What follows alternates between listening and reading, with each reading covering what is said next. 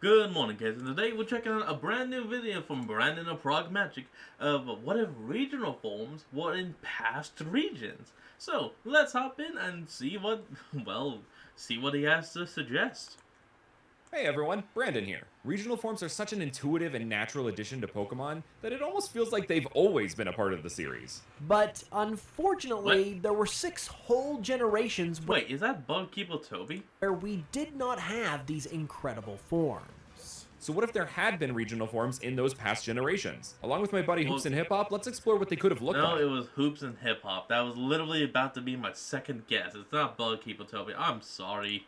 This is a concept we have explored on my channel in the past, and speaking of, we will also be taking a look at what mega evolutions of regional forms could look like over there as well.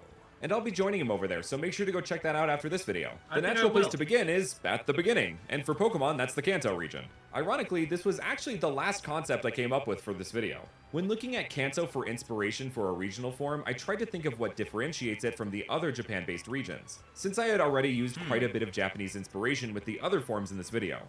That's when it hit me. Look closely. You know what Kanto has absolutely none of? Box legendaries, a battle tower, biodiversity. Well, yes, all of those things, but I meant the other B word, beaches. So that had me thinking what Pokemon would have to adapt to a region without them. Which, of course, led me to the creation of Cantonian Sandygast, the rock heap Pokemon that I worked with Deems Oh, look at Fakemon to that. create. With a So category cute. like that, naturally they are rock ghost type. A type that is yet to be used in the official games. Given Pokemon tends to use regional forms to tackle unique type combinations, I thought these forms would be especially fitting. So, how exactly did it adapt to Kanto? What made them become the rock type? Well, when some trainers from Alola, Galar, and Paldea visited and released their Sandygast into the wild, probably some Masuda method shiny hunters, the Pokemon had no place Yeah. to call home. So they worked their way inland into the various caves of the region, such as Rock Tunnel. With that cave letting out into the ghostly, soul-filled Lavender Town and its Pokemon Tower, this was a perfect place for Sandygast to reside. So Very much so much. that they began to resemble the graves of the tower. And they even begin to resemble the tower itself when they evolve into Cantonian Palosand, the rock tower Pokemon. It is fueled by the souls of deceased Pokemon within the Pokemon Tower, harboring those spirits not just bad. like the tower itself. The incense on this line's heads emits a spiritual energy that draws in people and Pokemon near it. All the better to harvest their life energy with, my dear. As sort of a viewer of these forms myself, I really enjoy the backstory of how these Pokemon adapted to Kanto, since a Sandygast with no sand is naturally going to need to adapt a little bit. You couple that with a Just a guess. unique type combination and a Gen 7 Pokemon appearing in the Gen 1 region with a whole new form, and this results in exactly the kind of change that I would love to see in a Kanto-based game. Agree And with that. embracing change can be both hard in Fakemon design as well as in life itself. Talking it out with the professional is sometimes necessary to help work through that change, and today's sponsor, BetterHelp, makes Oh. doing that a whole... Alright, we're going to take a quick cut, and we're back. Get back to it. Oh, no, we got an ad. What? Why does this always happen? Okay, now we get back to it. We're moving on to the Johto region now, and one thing that Johto is chock full of is Japanese influence. From the more rural landscape to the bell and what was once the brass tower to the Ooh, Ekutik nice. Dance Theater, which is home to the Kimono Girls and also our next set of regional forms. Meet Jotonian Gothorita, the performer Pokemon, and Jotonian Gothitelle, the floral body Pokemon. Both are psychic like. grass type, and I worked with Anartist Astray to bring them to life. Astray. These Pokemon and the Kimono Girls themselves like. are inspired by the traditional Japanese art of geisha. They are performing artists and entertainers trained in dancing, singing, music, hosting, and conversation, with Gothorita being more inspired by a Maiko, or apprentice geisha. Kimonos commonly have some form of floral element adorning them, which inspired the grass typing. These two have to learn pedal dance, right? Oh, most definitely. Along with pretty much every dance-related move and sing. Just like the geisha, these Pokemon are proficient in all forms of music and assist the Kimono Girls of Ecruteak. Something interesting in this hypothetical scenario could be that Gothita remains the same between both Johto and Kanto, but then Johto has these forms upon it evolving, and then Kanto could have the Univant forms, given how That would make industrial Kanto is in comparison, and then also the Gothic Lolita fashion style that these Pokemon are based on originated in Harajuku, Tokyo, which equates to the Kanto region in the Pokemon world. Love it. Kanto and Johto have always been very intentionally opposite of one another. There's a big dichotomy between the industry of Kanto versus the history of Johto, and Kanto's urban feel versus Johto's more rural feel. So giving a Johtonian form to a Pokemon that takes inspiration from a Kanto-based area in real life is actually perfect and fits in really well with the theming of these regions, in my opinion. And a single region that good. exemplifies dichotomy is Hoenn, with 2 different evil teams, 2 pseudo-legendaries, and almost half the map made up of water. I don't know, I would probably have to say it's closer to like 78%. Regardless, there is too much water, so whatever Pokemon moved here from another region would definitely have to adapt to both land and sea. Something that could be considered semi-aquatic would work well here. How about a snake? They obviously reside on land, but most of them tend to be able to swim as well. Great idea! A big old snake hailing from the Galar region I think would fit perfectly. So here is Hoennian Sandaconda, Oh, the damn. coral snake Pokemon, a ground water type that I worked with Trainer Rex on. Its category is also exactly what it's inspired by, The coral snake, with its design literally having a coral pattern to it. This form in particular is more specifically based on the Okinawa coral snake, which is a prefecture in Japan that Hoenn takes some direct inspiration from. You would like be it. able to find this Sandaconda as a less common encounter on the beachside areas and the water routes of Hoenn. Additionally, its rich pink coloration comes from the Corsola that it consumes, kinda Oh, like damn how it. flamingos also get their signature Poor Corsola. First you get beaten up and eaten by the Marina line. Now you have a new predator. pink color from God. their diet too. And also kind of like how the Marini line also eats Corsola. Yep, I Huh, just said that. No wonder Galarian Corsola and Cursula exist. The bright coloration and shape of Sandaconda's body put together is also partly inspired by life preservers or intertubes, which I definitely thought of Regitube while crafting this design. The Ah. original Sandaconda's nostrils are reminiscent of a double-barrel shotgun, so we made the nose and fangs of the Hoennian version a lot more squared off to look like a water gun. It's surf or nothing. With a typing like that, Love it definitely fits the vibe of the region and even the box legendaries for that matter. I could also see it being used by both Team Magma and Team Aqua admins, with snakes generally being associated with evilness, which is kind of funny given its wave-like eyebrows make it look a lot less angry than its Galarian counterpart, and in general, it acts a lot more chill. I guess it must be that subtropical island lifestyle. And on that Yeah, note, brah. I think having a Pokemon that both of the evil teams use would be a nice piece of environmental storytelling, I guess you could say, that essentially adds to the idea that neither team is really fighting for the good side and are both flawed in their aspirations. So Hoennian Sandaconda could fit in as well with Hoenn's story as it could with the region itself. Yeah, that's perfect. Oh, we'll be right back. And we're back. From the very bottom of Japan, we move to the very top with the Sinnoh region, which here we go. technically has its own set of regional forms thanks to old Hisui. Yeah, True. but we're still gonna give some Pokemon Sinnohan forms though, right? Do I look like I want to be eaten by the comment section today? Good point. So, what do you have for us? Well, just like Kanto, when looking at Sinnoh, I noticed something it didn't have. A good remake? Of course, but what it majorly lacked was Fire-type Pokemon. I mean, Diamond and Pearl only added 4 new Fire types and had access to 9 Fire types total, and one of the lines was exclusive to the post-game. Even the Fire-type Oh, Elite God. Four member only had 2 Fire types on his team until Platinum came around. Deep breaths, Brandon. Remember your therapy. So let's give old Easy, Flint here bro. another Pokemon to Easy. use. So, what kind of Pokemon would adapt well to Sinnoh's environment?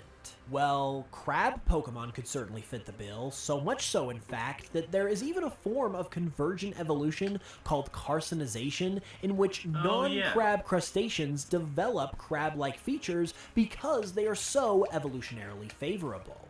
So a crab Pokemon, but which one? How about one that is in need of a bit of redemption?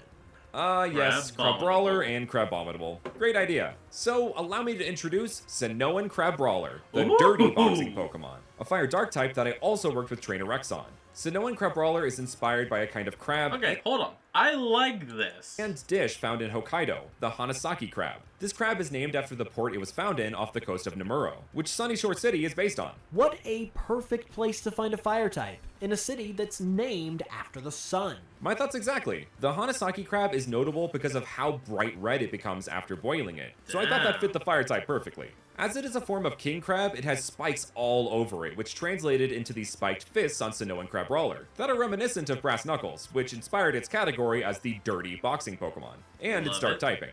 This Pokemon has a fiery temper and gets steamed really easily. Literally, steam will blow out of its head if it gets angry enough. Sounds like Crabrawler could use a Soothe Bell.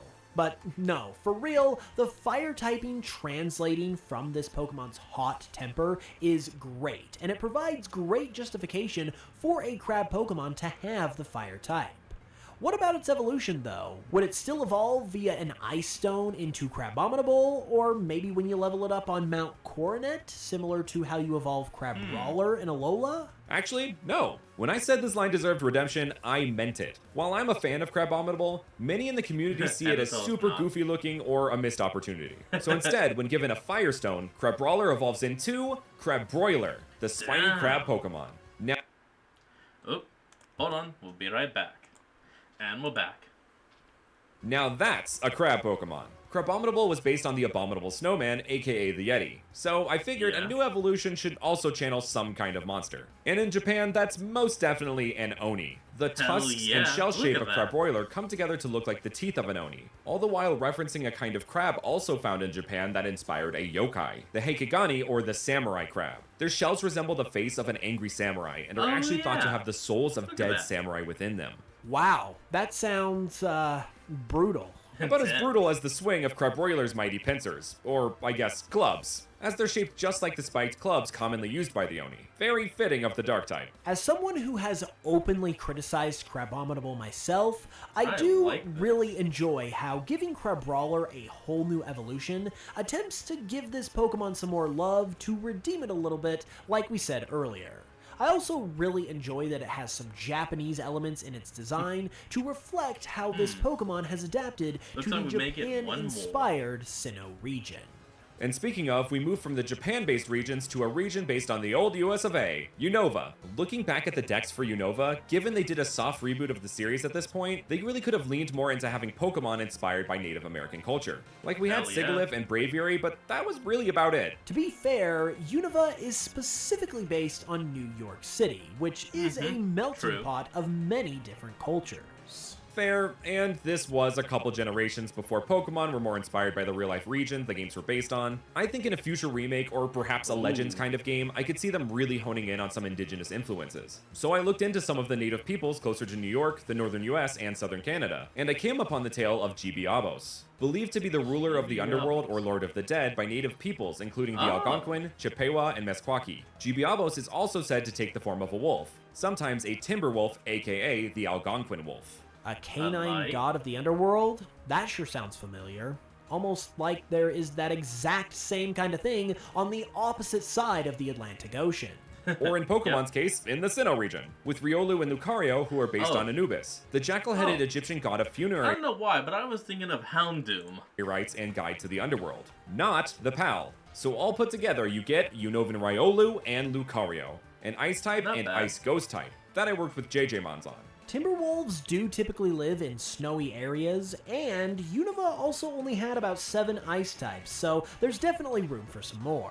A bit of a death trigger warning here, but the ice type also plays into the death aspect as dead bodies are typically cold, as well as the Norse version of the underworld, Helheim, being a cold, icy place. The aura aspect is kept with these two Pokemon as well, because what is an aura but another name for someone's spirit or soul? Their fur coats are now longer and fluffier to match their new environment of Twist Mountain. The previously black bundles of hair and their masks have been changed to be more reminiscent of Algonquin ceremonial face painting and dress. Rather than the aura of people in Pokemon, these two can see the spirits of people in Pokemon who have passed on.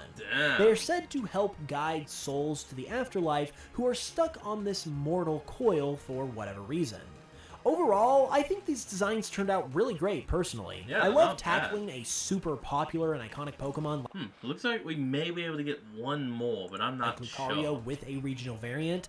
Ice Ghost is a typing that really changes things up for it compared to regular Lucario, which is great, and the inspirations, as you said, translate over really well. With Unova taken care of, though, I guess that leaves us with only one region left. Well, you're right. Time flies when you're making regional forms, so let's head to Kalos. Europe has some absolutely bonkers mythical creatures that I really wanted to draw from, and one that caught my eye was that of the Stella, a pig-sized starfish that burns with the heat of an actual star. Well, Okay, maybe that's not good. an actual star, but it is still insanely hot. Of course, this would apply to the singular starfish Pokemon line we have. So, here are Colossian Staryu and Starmie, Fire and Fire Psychic type that I worked with Kaifake Manasar to create. We made the crystal in Very these two pointy. more orb-shaped to reflect a star or sun, and the coloration is meant to look more like a fire or sunstone, which you would use to evolve Staryu into Starmie instead of a waterstone. Cantonian Staryu already had a light coloration that becomes a deep purple when evolving. So for these two, we kept that intact, but with a twist. Kalosian Staryu is brightly colored like a matured star, but Starmie is a deep black and red to reflect a red giant, a dying star that will leave behind a black hole, and is why this Starmie is much thinner than its Cantonian equivalent.